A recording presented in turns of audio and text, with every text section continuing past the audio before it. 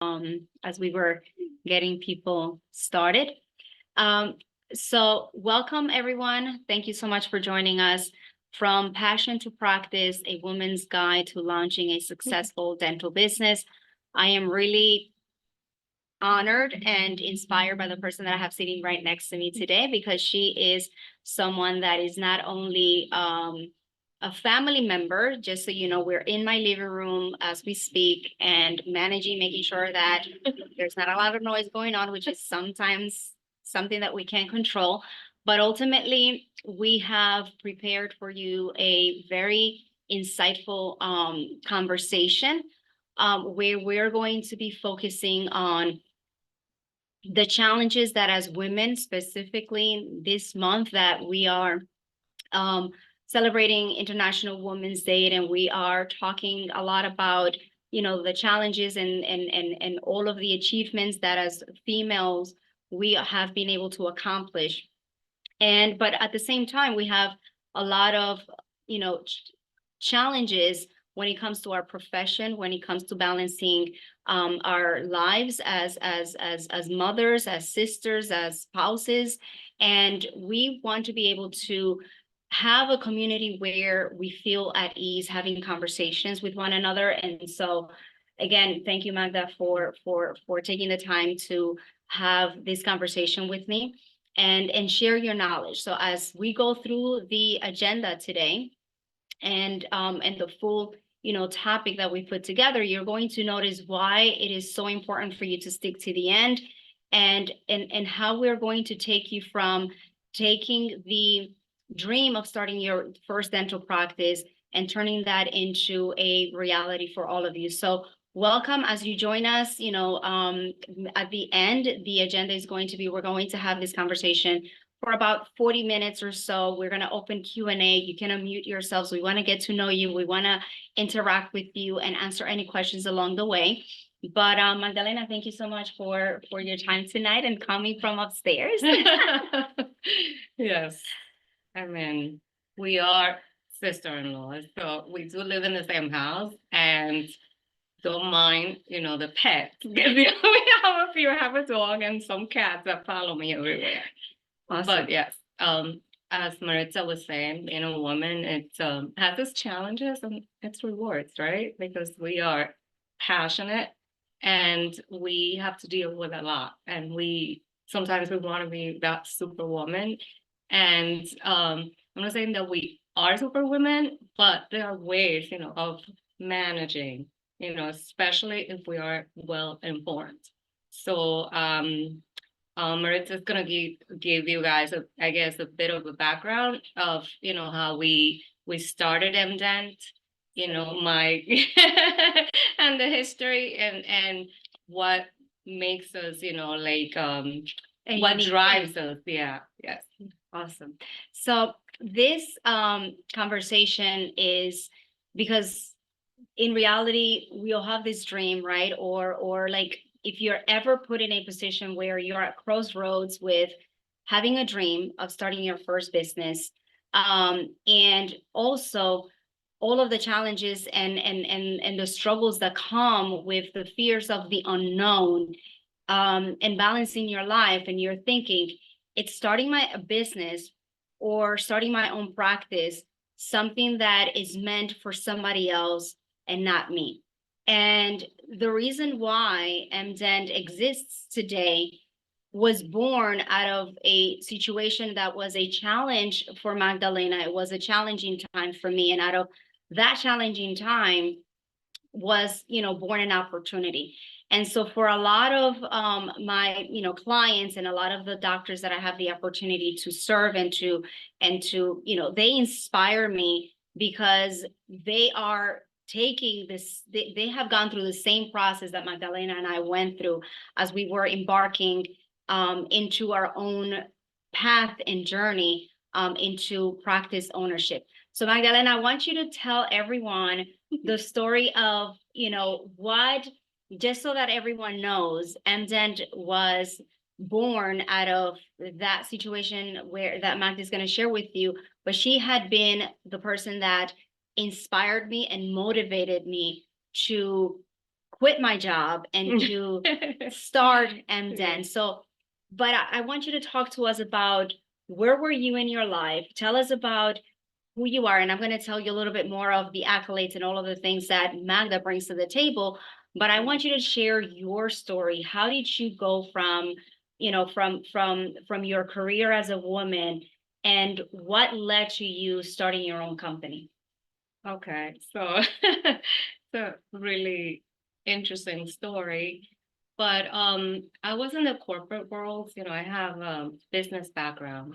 I have a BA in accounting, and I have an MBA in finance. I used to manage Columbia University's budget for the medical center, which is like a $2 billion, you know, institution.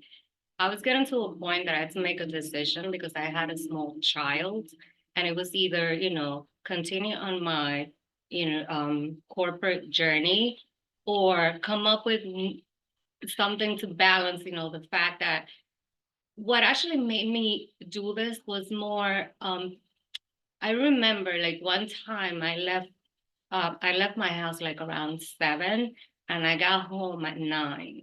And I did that for an entire week. And my daughter was only like 4 or 5. And I was like, you know what?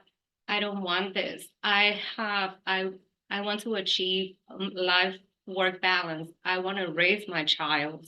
And I was like, you know what? I get it. I've worked so hard and I've achieved so much. But, you know, there's more to this, you know? So, and I made the hard decision to leave that corporate world. And I was like, you know what? There was something that I always wanted to do. And it was from being the budget director at Columbia, I said, I always have a passion. I've always had a passion for design and like, you know, interior design. And I can mix that passion with real estate. So why can't I just open up? That was just out of the blue. I was like, you know what? I think I can do this. So I started my own company. It's called Blue Monarch Homes, and I do flipping, house flipping. You know, like I'm sure you guys have watched HGTV, and And the reason why we're sitting in this living room together today is because one of those homes, when she was going through this transition, finish the story. How did we end up here? Because that was really interesting, and it goes back to the sacrifices that we need to make when we make the decision, and we are again on that crossroads, and we're thinking, do I follow my dream, or do I stay where everyone is safe for me to continue? And so Magdalena left her job and decided to start getting into the real estate business. And I was going through my own internal, you know, changes within the company that I worked with.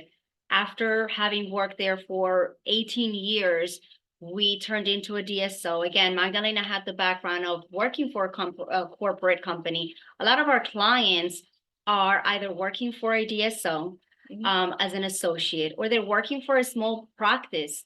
And even if you're working as for a private practice setting, you're still not living up to your dream. I had a conversation not too long ago with a really good, you know, doctor that I care a lot for.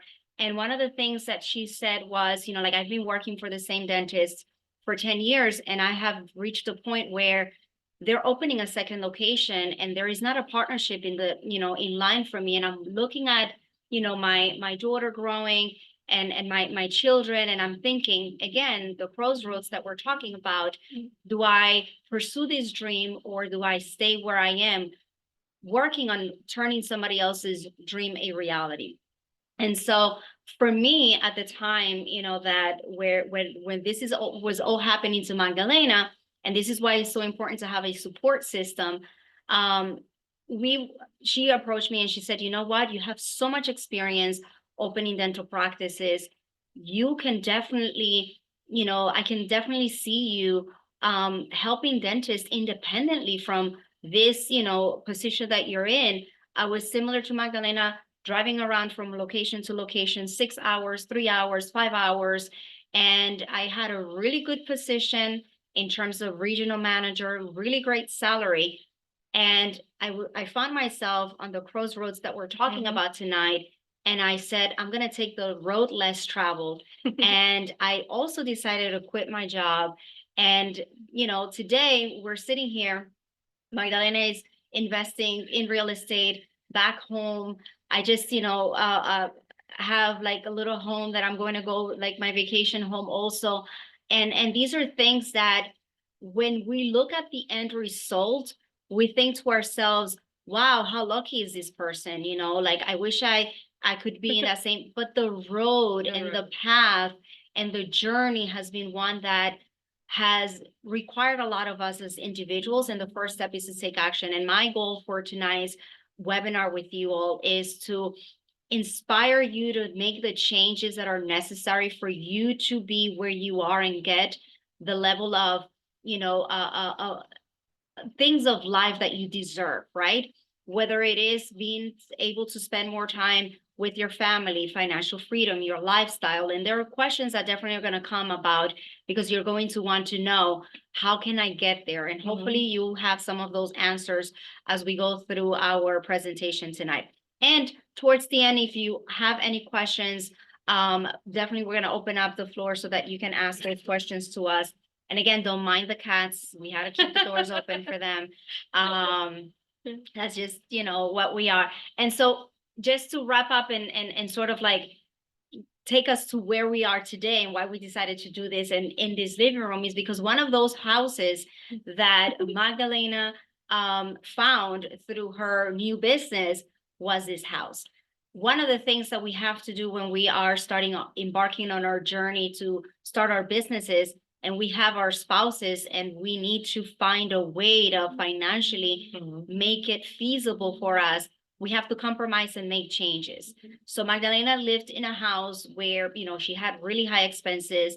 We also, my husband and I owned a house, and you found this house, and it was like a mother-daughter. So now we have the opportunity to live together, lower our, monthly living expenses so that we can both embark into this journey. And so I'm really grateful that she guided me through this process, and I want to make sure that she helps guide you as well.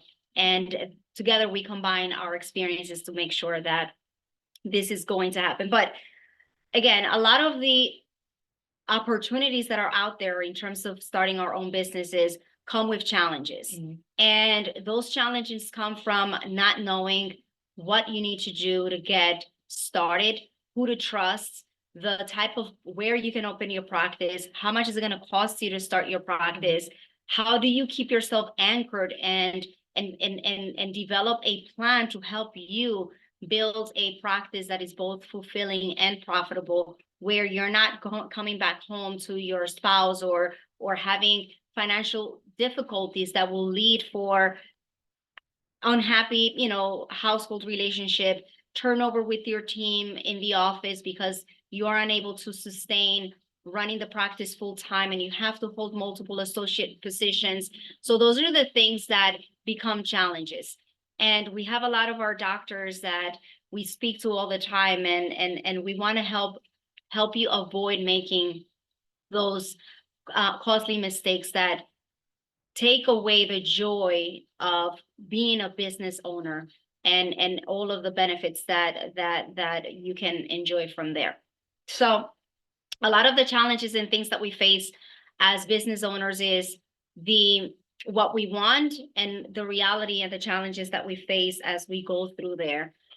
We want work-life balance. We want to increase our income. I had one of my dentists tell me, Maritza, I've been working for this associate position for 10 years. I feel stuck. I'm unable to deliver the work clinically that I want to do. A lot of times, there are partnerships that fall through, or horrible partnerships that are not intended to serve you. And so, it becomes a question where, should I do this by myself? And if I decide to do this by myself, can I do it by myself? And if other people have done it and have made it successful, then we're here to support you and tell you that it is attainable, it is feasible, and we're going to give you some of those strategies and tools that are going to help you get there and be able to enjoy the freedom and the perks that come with saying that, hey, I have a healthy household. My husband still loves me. My children still say, I love you every night. And they're getting, they're doing okay. And my team appreciates me and they show up to work every day and I'm paying the bills and I can enjoy being able to do things, that on a personal note drive me and I'm passionate about. So, so Magdalena, one of the very first things that I want us to say is, let me go through the slides here about what we're going to go over today. What we're going to teach you today is the framework that, as a result of a situation that we face, and I want to talk a little bit about, remember there was this one group or two dentists that reached out to us or to me as I was getting started with the company. And they were a partnership, two general dentists. They worked as associates in New York City, but they decided to get into their own practice and form a partnership. When they decided to go into this partnership, and they reached out to me through, I think, someone from the bank or someone made the connection. And I had my initial conversation with them. They had only 1 year left of their lease. They had, I'm going to stop sharing my screen just because I want to be able to keep this more conversational than not. So, so I just, like as we need to, just to make it more interactive, I'm just going to stop sharing and then we'll get to it when we can. So remember that, I'm not going to say their names, but one of the doctors that we helped early in our in my career or path as a consultant independently was this general dentist. She had started a partnership. They had a location. The office was equipped, but they had already been in the office for about a year and they weren't able to get the office up and running. We had a similar case recently, and I was telling Magdalena about it. Doctor has been in business for over a year, and the overhead is doubled the income that it's coming in. So 5 years ago, when I started MDent, and I had the call from this doctor, and I had the conversation, she had 1 year left of her lease. Mm-hmm. The lease was going to skyrocket once she had to renew it, if they had the opportunity to do it. And they were stuck. They weren't able to get the office running. And so one of the things that I told Magdalena, I said, Magdalena, I want to help them and I don't know how. And this is where, when you stepped in and you said, there are certain things for a business that are important for a dentist to understand, or for any business owner to understand that without checking these boxes, mm-hmm. or having a system or a framework, you're going to set yourself up for failure. Yeah. So we developed this framework, and I'm going to do an overview of what the framework is. But as I do that, I also want to make sure that you understand what that we're going to focus on. One, that it's very, very, very important for us as female business owners, because we make a lot of mistakes when it comes to our numbers. So I'm just going over the slides, just a recap of the introduction. Everyone knows a little bit about my background. Magdalena is the co-founder of MDent. She's the CEO of Blue Monarch Homes, holds an MBA in finance and a minor in accounting, and she is also a COO, right? CFO. CFO she does ordering for some accounting, for some major companies as well. And she helped me develop this framework out of desperation when we had two dentists that had gone into a partnership, and the partnership was a disaster, mm-hmm. to completely be honest. Like, I fired one of the two partners, and then one was begging me, and I said, there's no way I can work with this person. It was just like the expectations and the decision making, it was just a total chaos. I had again, one of my doctor friends asked me the other day, Maritza, what do you think if I do a partnership so that I can afford, to start a practice? And I said, well, doc, the last time I saw a partnership the way that you're describing it work has been between husband and wife, and that's because they have to go home and work things out. But partnerships are very tough. And what I want to do is the overview of the framework, our guiding principles that were born out of the time that we were trying to support this office that was stuck after they made the decision to start their own practice. The partnership was not a healthy one, but they were stuck in a situation where they weren't able to launch their practice. One, they didn't have a really clear vision of where and how they were going to open their practice, and there was no alignment between the business model and where they chose to work. So these two partners worked in New York City, totally different demographic than the area where they decided to find a location and set up shop. The people, the residents, they were in a residential building, and they couldn't serve any of the residents that were in the building because their business model, the insurances, they were hesitant about doing a business structure that would be in alignment with the people that they were going to serve. So that was the very first mistake. The second mistake was working with the reps, with the different, finding a good team of advisors, and the people that you surround yourself with is going to be key to being able to build and launch a successful practice and to sustain it, right? I was lucky enough to work with someone like Magdalena at the beginning of my journey. I developed the discipline. I surrounded myself. I was very selective with who I chose to work with and surround myself with. So having the right people, it's extremely important pre-opening and post-opening for you. And today we're going to talk about numbers, which is one of the things that Magdalena helped me with this particular group, and has been like a very, very fundamental part of how we have been able to help ourselves and help the doctors that are part of our program be able to predictively determine when they're going to be profitable and how we roll up our sleeves to make sure that we got them through getting there. So that's the third principle. The fourth one is leadership and training, understanding how to manage your team, not staying stagnant in your clinical training, in providing training to your team to continue to improve and stay up to par with all of the technology and all of the changes as the consumer expectations increase. And then having systems which are predictable ways of doing the same thing once you know that it works, so that you can have a predictable outcome based on the input, right? You have the same output every time because you've systematized things. So that's the overview of MDent's guiding principles framework that, again, was born out of a situation or a time where I was approached in the early stages of my, consulting business with a partnership that was failing, and they had made all of the wrong decisions with the location, the vision, their business model, the leadership that was there. They had no systems in place.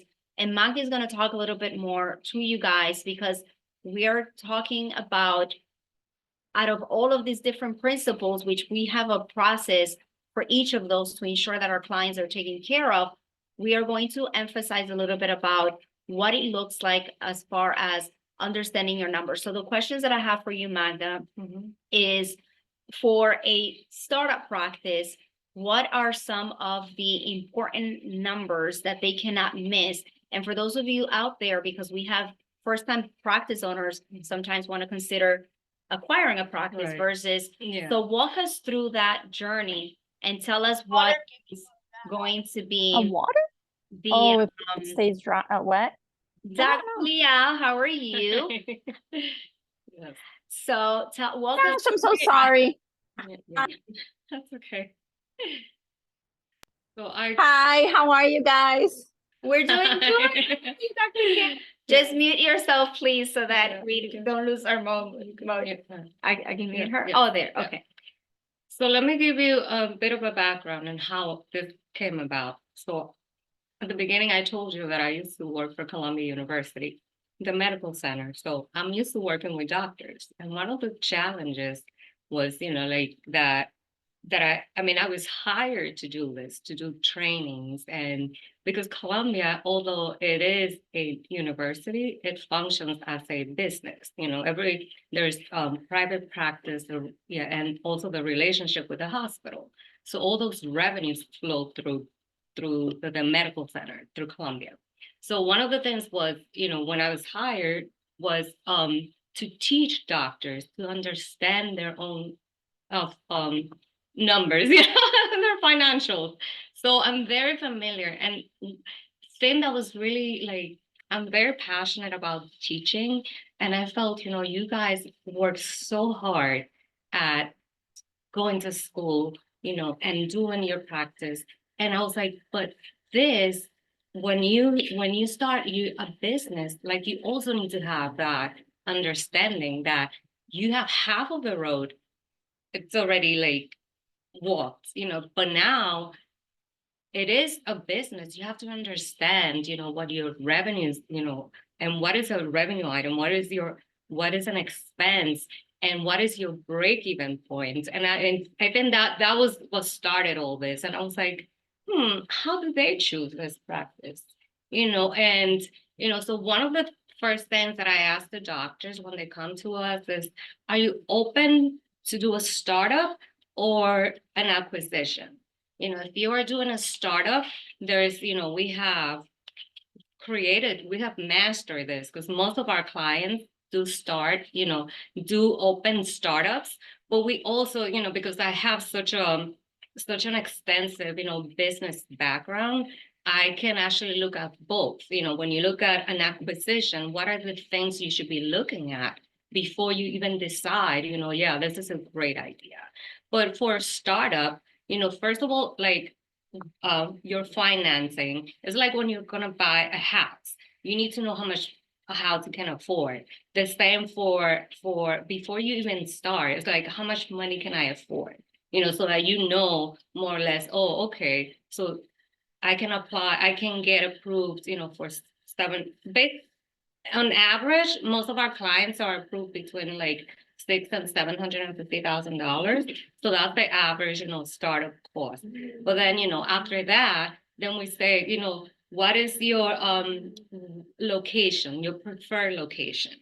And then you hone in a few locations, we do a demographics analysis, then we do a competitors analysis, then we look at your payer mix, you know, we look at the demographics, you know, who's your ideal patient? Is your ideal patient in that location, or do we need to expand or broaden our horizon and look at other areas? You know, so those were the things that this, you know, partnership never did. And I was like, you know what, it's like flying blind. You know, you can't just go into business without knowing, you know, like, oh, I like this location, but they hadn't done any demographics. They hadn't done any like competitors analysis. That's something that we do. We even cold call a lot of these, you know, practices just to know the fees. We also like look at, we have a database when we could pull like private fees. So this is all the legwork before you even start,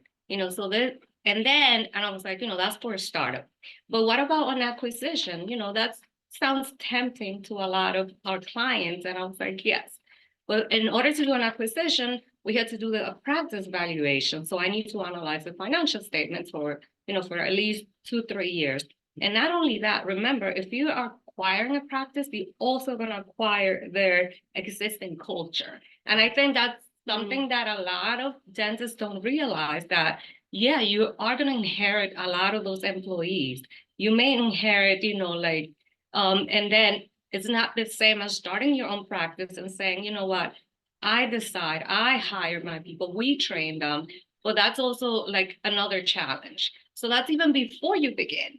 But, you know, that's why it's so great when we have doctors that start with us from the beginning, because we work so closely with them, and we have a team, you know, like of of realtors that will look into all these things, for the location. And then we have a team that does the demographic analysis and what have you. So I don't know if I answered your question, but so basically, because I think that you have it, laid out here. Like I would say that like the roadmap, right? Like a dentist that is deciding, okay, I'm at this crossroads. I did make the decision. I'm traveling the road less traveled. And I know that it's going to be lonely. I know that I'm going to make sacrifices.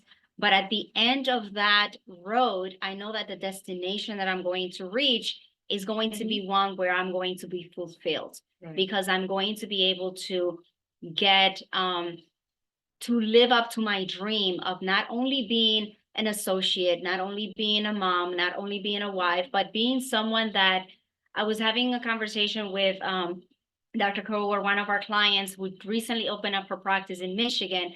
And I think a lot of you that are moms could relate to this. We were sitting, she invited me to her house after we had like 2 days of long, hours in the office, setting things up, after we've worked together for a year, going through all of the steps that we're laying out to you. And one of the things that we were having a conversation on, she's international dentist. She did, she knew she always wanted to have her practice. Her husband works a regular, job as an engineer, and she has a daughter. And one of the things that, she said on the table after we came from the office, she made something quick for us to eat. She made me tea and some, like Indian treats. And she sat next to her daughter, and I was like, she's like absorbing it all. And she's like, I'm doing all of this so that that when, anything, it's possible. And when she did that and looked at her daughter, I looked at myself and I looked at my daughter too when I came back, and I said, this is what drives us. This is what we're passionate about. But at the same time, without guidance, without systems, it seems so impossible for us to do this. So we know that we want an office that is, fulfilling, and that it's, profitable, that our families are proud of, and that we are proud of it.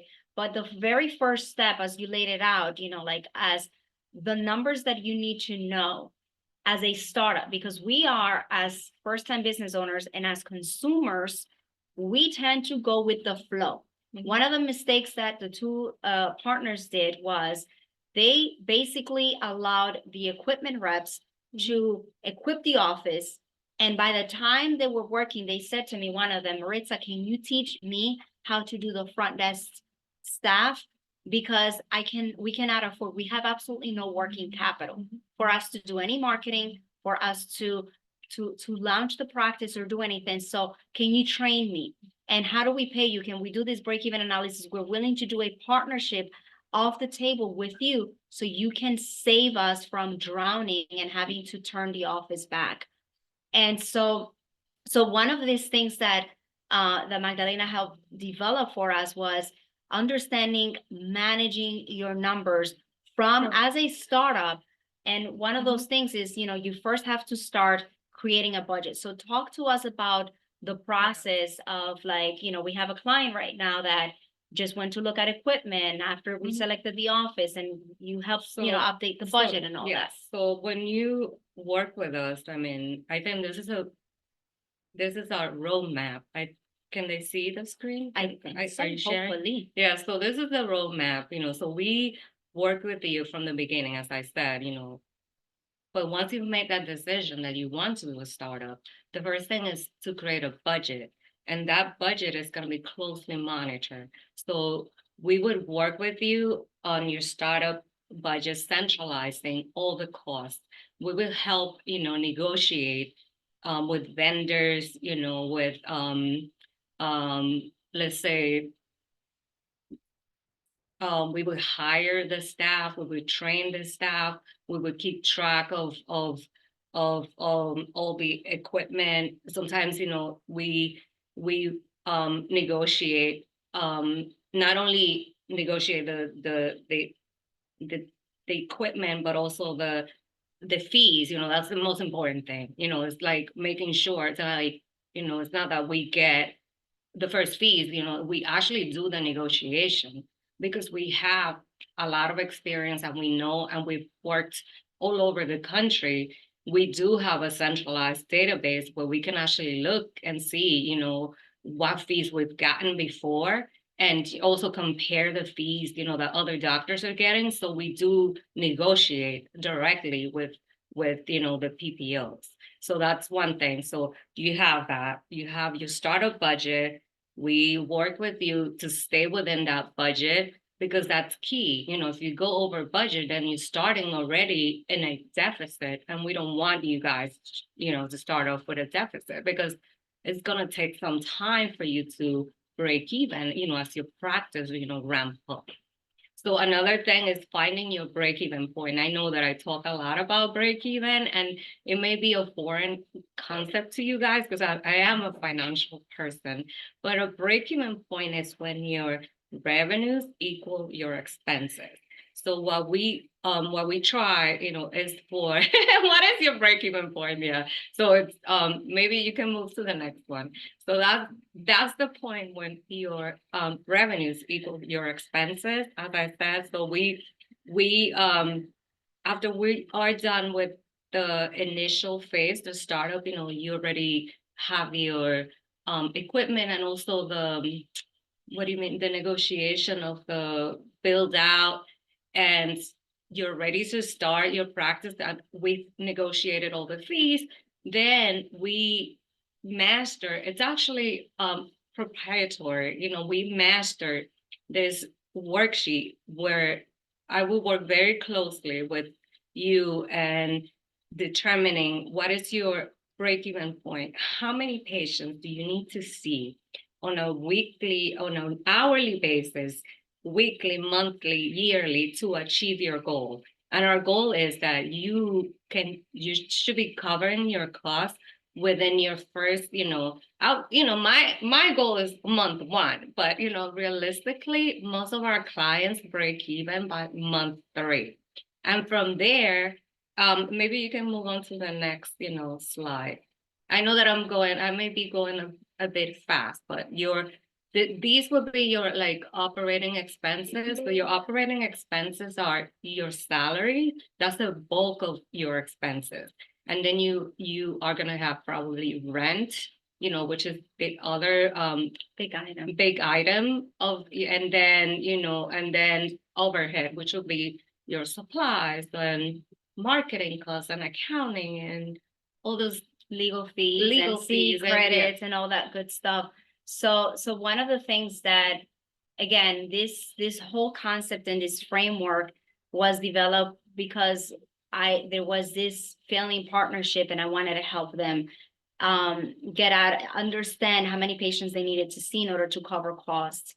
Now, we've evolved and we've gone over this multiple times, and we have created like this divide and conquer situation where first we work on making sure your budget is, you're not going over budget, because a lot of the vendors and equipment reps and people out there, and contractors too, as first time, you know, like businesses, when you're taking that big lump sum of money from the bank, $700,000, $800,000, that's the biggest purchase in your lifetime. And so you want to be mindful of how you are spending that money. And we try to the best of our ability to just make sure that you are protecting your liability, because at the end of the day, until you start generating income, that is, you're agreeing to take on this loan and you have to pay it back. When it comes to acquisitions, you're paying for the retirement of the retiring dentist. So you're going to be increasing your overhead temporarily, because even though there's cash flow in the practice, you are still not, you're acquiring more debt in order for you to get into this existing location. So it's extremely important that you understand the most, I think, important numbers is creating that budget, maintaining it, understanding your break-even number, and then lastly, how you're going to get your team and your staff motivated to continue to help grow your business so that you're able to meet and fulfill their personal needs and also yours as well. So I always share this, like story with one of our clients that when we were working on the break-even number, Dr. Claire, she was like, I want my daughter to go to this private school. And she was like, and this is going to cost me this much. So, you know, we incorporated into that, you know, break-even analysis, like how much does it cost her to maintain her lifestyle? And through those calculations, we turned it into a number of patients that she needed to see. So she was able to fulfill her personal wants and needs, incorporated into there, but also for your team to be able to let them know what is achievable and how they're going to create strategies around your targets and your goals. So we have here kind of like the structure of how to get to these numbers, but, you know, I want to be respectful of people's time. But, you know, again, we try to help you. Like, what's important is that you understand that you can and should get approved if you're financially a person that holds a position, a good salary. Banks are going to want to offer you lending, so because they know that their loans are protected because you guys have a short failure rate. You guys are also great tenants. We just had one of our people that we work with really get some really contractors and I should say corporate spaces, or what is it, commercial spaces. Also, you are great tenants, so you are very good candidates for qualifying for loans.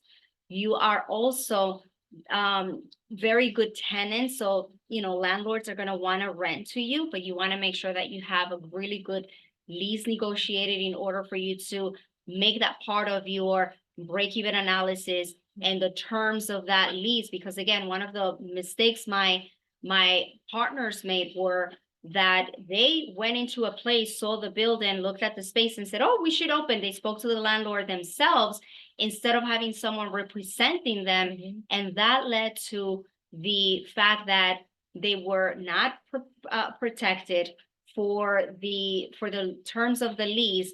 And they ended up, I think 2 years ago at the Greater New York, I met with one of them.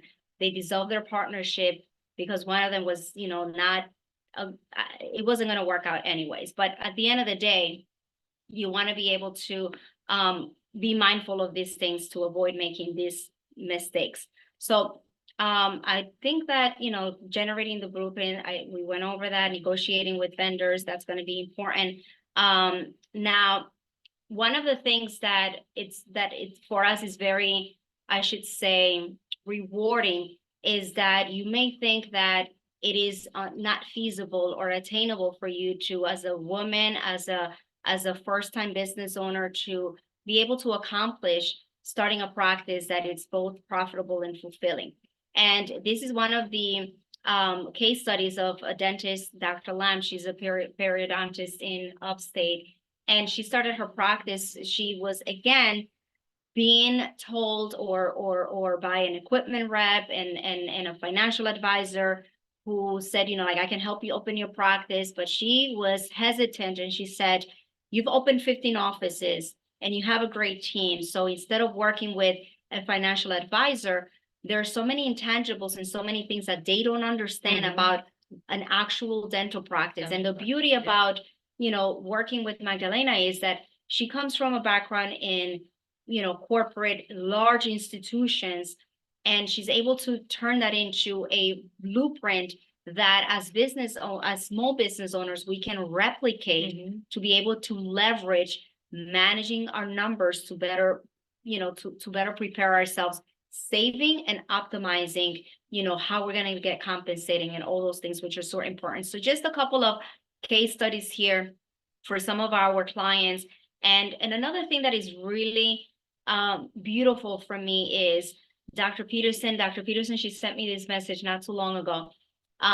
Because one of the things that for us as business owners is a challenge is, am I going to still be a good mom? And am I going to be able to, yes, you're going to have to make sacrifices.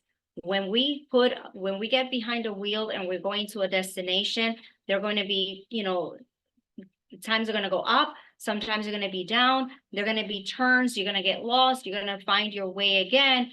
But at the end of the day, once you reach that destination, it's very rewarding. So one of our clients, one of the things that, you know, why I strongly believe in this framework that we put together, and it's so inspiring for me when I come to my doctor's office, or when I don't, when I communicate with them, is when they share with me how they are still enjoying motherhood. They are going to the pool. They, you know, their team is staying with them long term. So Dr. Peterson is one of our, you know, clients that entrusted us with her startup practice in her home state, and she was like 6 months into her practice when I was following up with her, and she said, you know, like, we're getting more patients, and I'm working 3 weeks this summer. I'm spending time and going to the pool. She teaches at her daughter's dance school in the night times. So she created a work-life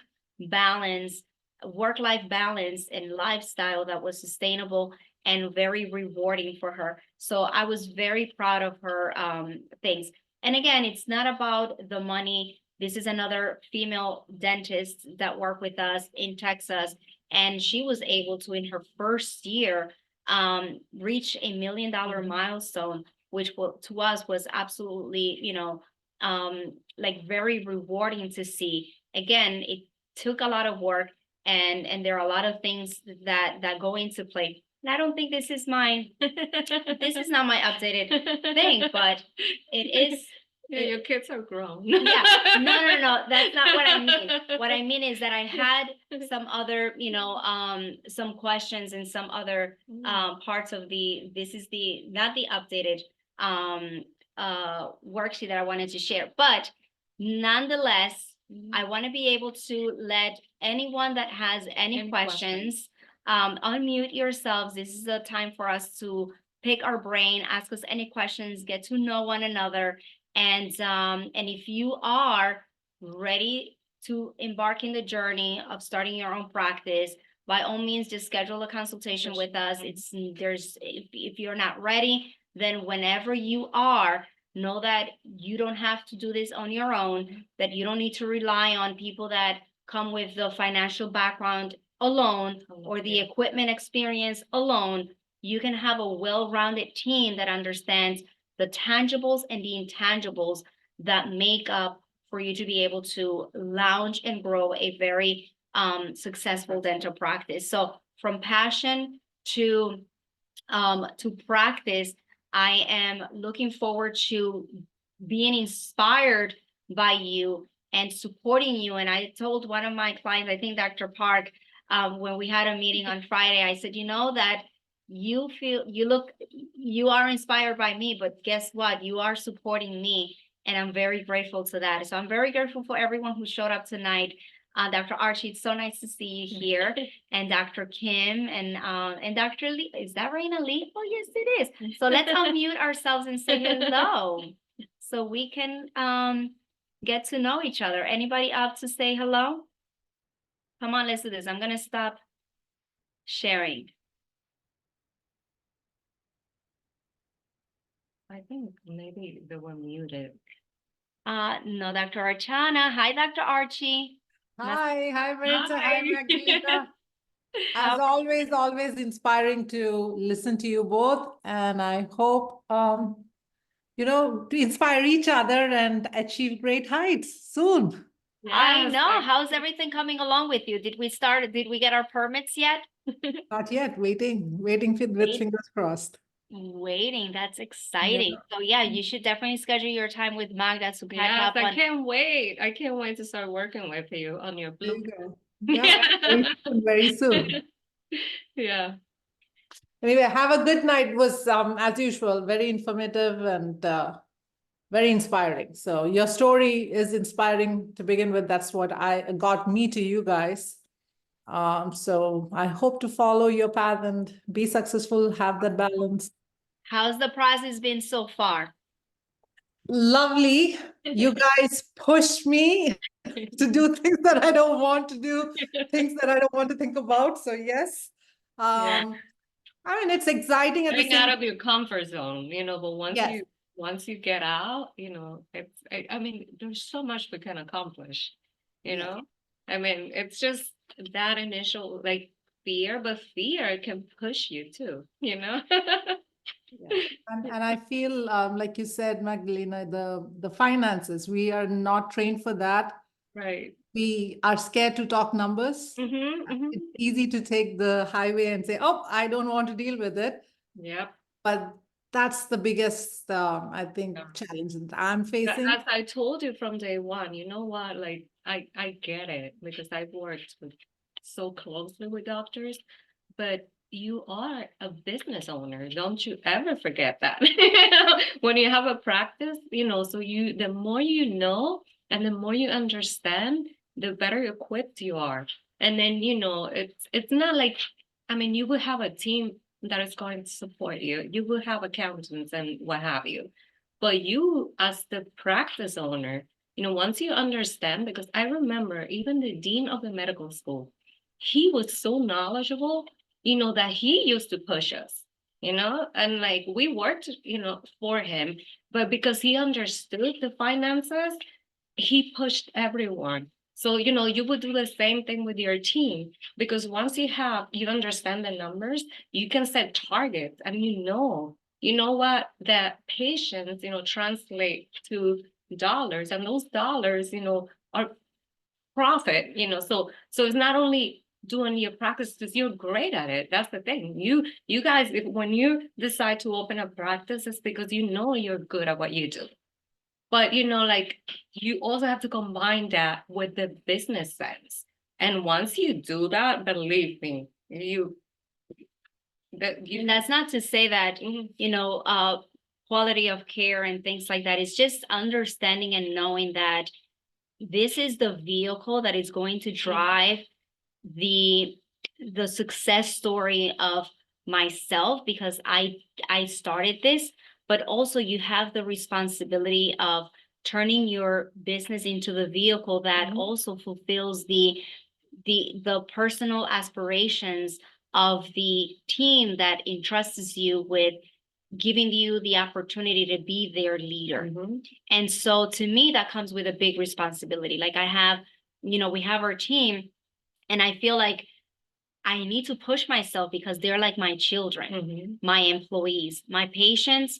You guys are like this to me. It's my kids were, like running around when they came in. I was making dinner, I was doing homework, yelling at them before I jumped on this meeting. It's chaotic, but it is, you guys inspire me and push me to show up and do the things that I'm uncomfortable doing just because I owe that to you, but I also owe it to my team to grow, because we tend to get comfortable with, or complacent. And we also get to feel like that person knows more than me, so I'm just going to trust them with the process. And I say, no, I am here as your guide, but this is your baby. These are your decisions. And I just want to make sure that you have someone to bounce ideas back with. I'm going to teach you how the best practices so that you can implement them and we want reap to the empower rewards. you, so that you can make decisions, because it is, we work with you for for a year, but then you are going to be on your own. So the more the better equipped you are, and I mean, it's like so empowering to me when women, especially women, understand, like the business side of things, because I feel like, because a lot of women, take a back seat when it gets to managing a business. And I feel like it's because we don't know. But once you It's a get different past that conversation. hurdle, It's like, oh, once I understand it, then you feel confident, and it's your and baby. people respect you And more. they do. They respect you. So any other questions? Does anyone have any questions, any comments? I know that you have been so patient with us, and you could have been, anywhere else, and you chose to be with us. So we're very grateful for that. So before we wrap up, if anyone wants to say hello or ask any questions, give us a comment. Dr. Lee, how are you? I miss you. So I guess if we don't have any questions or any more comments, I will let you, I think, ladies, all I know. get back to We to lost, to your families and again, you know, thank you so much for thank the you so much, opportunity. yeah. And I look forward to continuing to get inspired by you, and in any way that I can support you, we are just a call or an email away to make sure that we are on this path and on this journey from passion to practice and business ownership as women, one that it's, you know, very fulfilling and rewarding. And thank you for being part of this community with us. It means a lot. So everyone, have a good night. Thank you so much for joining Thank us, and I you. look forward to staying in touch with all of you. Good night. Good night. Bye-bye.